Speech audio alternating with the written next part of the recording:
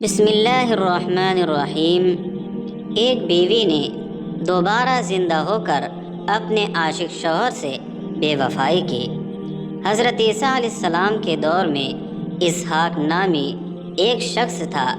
اس کی بیوی، جو اس کی چچا زاد بہن بھی تھی، اپنے زمانے کی خوبصورت ترین عورت تھی۔ وہ اس سے بہت زیادہ محبت کرتا تھا۔ جب اس عورت کا انتقال ہوا تو یہ اس کی قبر پر رات دن گزارنے لگا۔ ایک دن حضرت عیسیٰ علیہ السلام وہاں سے گزرے، دیکھا یہ اپنی بیوی کی قبر پر روئے جا رہا ہے۔ آپ علیہ السلام نے فرمایا، یہ کون ہے جس کی قبر پر تم اتنا روئے جا رہے ہو؟ اس نے کہا کہ اے اللہ کے نبی، یہ میری چچا زاد بہن بھی ہے اور بیوی بھی ہے۔ اے اللہ کے نبی، میں اس سے شدید محبت رکھتا تھا، اس کی وفات نے میری زندگی دوبھر کر دی۔ میں صبر سے عاجز ہوں، اس کی قبر پر ہی باقی زندگی پوری کر رہا ہوں۔ آپ علیہ السلام نے فرمایا، کیا تم پسند کرتے ہو کہ میں بإذن خداوندی اسے دوبارہ زندہ کر دوں؟ اس نے کہا، اے اللہ کے نبی، کیوں نہیں، میں ہمیشہ آپ کا ممنون رہوں گا۔ آپ علیہ السلام نے قبر پر کھڑے ہو کر آواز دی، اے مدفون، اللہ کے حکم سے زندہ ہو جا۔ اس پر قبر سے ایک سیاہ فام غلام نکل آیا۔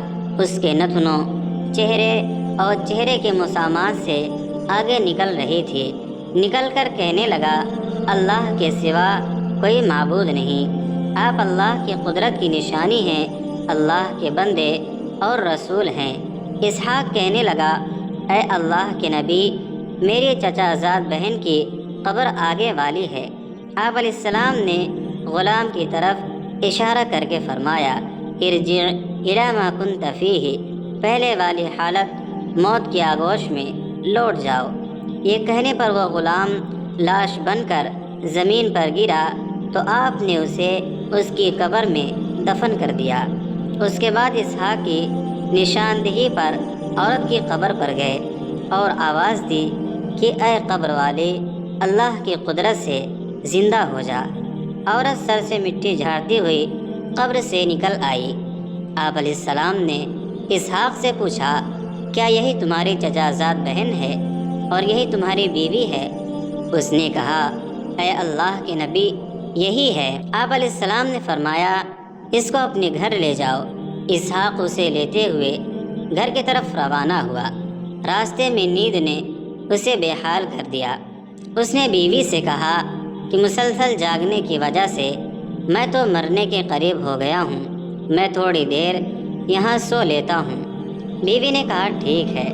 اسحاق بیوی کی گود میں سر رکھ کر بے سدھ ہو گیا۔ اسے گہری نیند آ گئی۔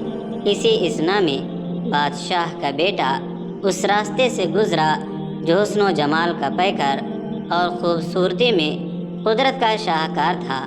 آنکھیں ملی، دونوں ایک دوسرے کے اسیر بے دام بن چکے تھے۔ عورت نے شوہر کے سر کو زمین پر رکھا اور شہزادے کے روبرو آگے کھڑی ہو گئی۔ دل کی بات اشاروں سے کر دی۔ شہزادے نے ہاں میں ہاں ملاتے ہوئے اپنے عمدہ گھوڑے پر اسے بٹھا لیا۔ اسحاق کی نیند ٹوٹی تو بیوی کو نہ پا کر نہایت پریشان ہوا۔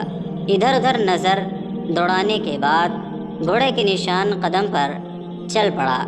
ایک جگہ اس بیوی کو شہزادے کے ساتھ گھوڑے پر سوار دیکھ کر خیال گزرا کہ شہزادے نے اسے زبردستی بٹھا لیا ہوگا۔ شہزادے سے کہا، محترم، یہ میری بیوی ہے، مجھے میری بیوی میرے حوالے کر دیں۔ ادھر بیوی نے اسے پہچاننے سے بھی انکار کر دیا اور کہا کہ تم کون ہو؟ میں شہزادے کی باندی ہوں۔ اسحاق نے کہا، تم میری چچا زاد بہن بھی ہو، بیوی بھی ہو۔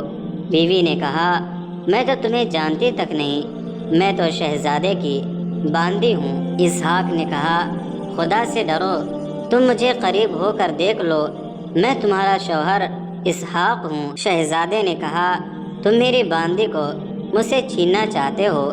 اسحاق نے کہا، بخدا یہ میری بیوی ہے، یہ انتقال کر چکی تھی حضرت عیسیٰ علیہ السلام نے اللہ کے حکم سے اسے میرے لیے زندہ کیا ہے، اسی دوران حضرت عیسیٰ علیہ السلام وہاں سے گزرتے نظر آئے۔